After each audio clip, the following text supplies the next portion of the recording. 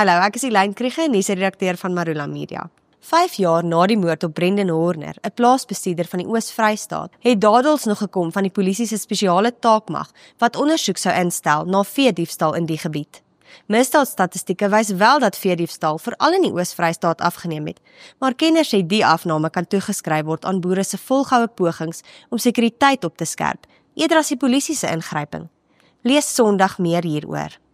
Suid-Afrikaners wat miljoene rande betaal het vir aandele in mediese geboue in Amerika, sê hulle wag al jare vir die beloofde hoë opbrengste.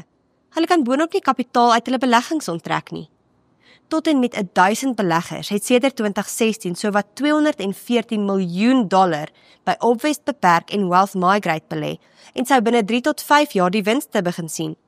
'n Onafhanklike ondersoek dui egter op regulatoriese oortredings en finansiële ondeursigtigheid.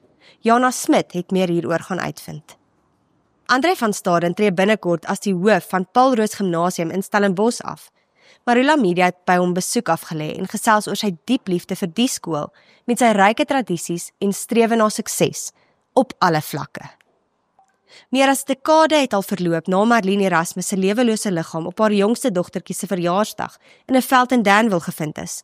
Tog leef haar gesin steeds met eindelose vrae oor haar raaiselagtige moord. Hoewel 2 verdagtes kort na Erasmus se dood in hegtenis geneem is hulle op borgtog vrygelaat en het hulle sedertdien nooit weer in die hof verskyn nie. Marula Media het met haar familie gesels oor die struikelblokke wat skynbaar keer dat haar moordenaar verantwoording doen. Peach van Plets en deesdae die groot hond onder 'n jong klomp, maar agter die satiriese alter ego skuil 'n filosofiese man wat 'n groot deel van sy identiteit aan musiek koppel. Tuis in sy ateljee het Mizaan Hatting met hom gesels oor sy 4de album en eerste akoestiese album, Om lig te maak. Lees dit alles die naweek, net hier op marulamedia.co.za.